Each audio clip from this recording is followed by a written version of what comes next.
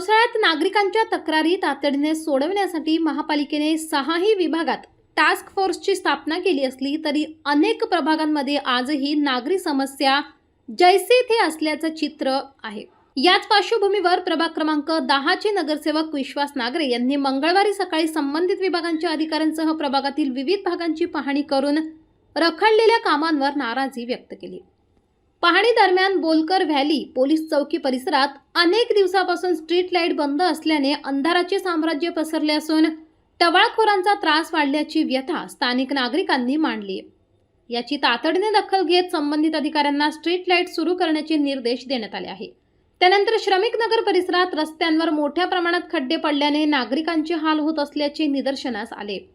पावसामुळे वाहतुकीस पादचाऱ्यांनाही मोठा त्रास सहन करावा लागत असून हे खड्डे तातडीने बुजविण्याचे आदेश अधिकाऱ्यांना देण्यात आले।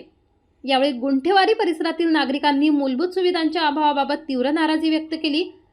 या भागातून नियमित कर वसूल केला जात असतानाही ड्रेनेज व्यवस्था, पाणी पुरवठा, रस्ते अशा अत्यावश्यक सुविधा अद्याप उपलब्ध नसल्याचे वास्तव समोर आले। अनेक रस्ते पूर्णपणे चिखलमय झाल्याने नागरिकांचे दैनंदिन जीवन विस्कळीत झाले आहे। या सर्व समस्या अधिकाऱ्यांच्या निदर्शनास आणून देत नगरसेवक विश्वास नागरे यांनी लवकरच या परिसरातील ड्रेनेज, पाणी पुरवठा आणि रस्त्यांच्या कामांना सुरुवात करण्यात येणार असून संबंधित विकास कामांचे लवकरच भूमिपूजन करण्यात येईल अशी ग्वाही दिली आहे। आपण जो 10 दिवसापूर्वी टास्क फोर्सचा जो दौरा केला त्यात पाऊसही चालू होता, अधिकाऱ्यांना दररोजचे फोन चालू होते, पण आज मी रिक्वेस्ट केली त्यांना की आज आपण एकत्र दौरा करू आणि पाणी काय सकाळ संध्याकाळ माझ्याकडे सगळे आमचे लोक येत असतात का आमच्याकडे काय काय अडचणी आहेत त्या अडचणी दूर करा। आता तुम्ही ह्या रस्त्याचं बघितलं तर हा नगरपालिकेत जागा आहे, ही शिव कॉलनीची, यात सगळे घरं झालेले आहे। इकडं असं नगरपालिकेत एकही नाशिक महानगरपालिकेत रस्ता नसेल का तिथंही घरं असताना, रहिवासी लोक असताना त्यांना पाणी नाही, ड्रेनेज नाही आणि रस्ता नाही, स्ट्रीट लाईट पण नाही। अशा ठिकाणी आज महत्त्वाचं आहे की तिथं चालू करून घेतलं पाहिजे, आपण रस्ता केला पाहिजे, स्ट्रीट लाईट केली पाहिजे, ड्रेनेज लाईन दिली पाहिजे त्यांना आणि पाण्याची व्यवस्था केली पाहिजे। पाणी तर सगळ्या ठिकाणी पाण्याची व्यवस्था झालीच पाहिजे। दोन मूलभूत गरजा आहे, पाणी आणि लाईट।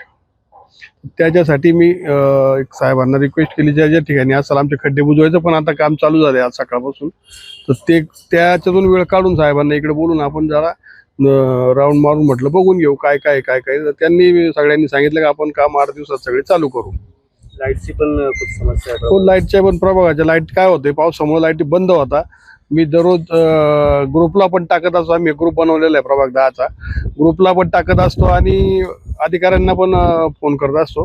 त्यात पावसाने कधी कधी त्या थोडं शॉर्ट सर्किट काही झालं का होत असतं, पण तरी ते सारखं कंटिन्यू चालू ठेवावं लागेल। पावसाळ्याचे त्रास आहे हा, नंतर 8 महिने जास्त त्रास होत नाही त्याचा। पावसामुळं काही थोडं व्यत्यय येतोय कामामध्ये, पण पाऊस उघडल्यानंतर प्रभाग 10 मधील सर्व कामांची लवकरात लवकर उद्घाटन करून आणि लवकरात लवकर सर्व कामं सुरू करून आपण एक चांगला, उत्कृष्ट आणि चांगला प्रभाग करू असे मी सगळ्या नागरिकांना हे देतो का ग्वाही देतो।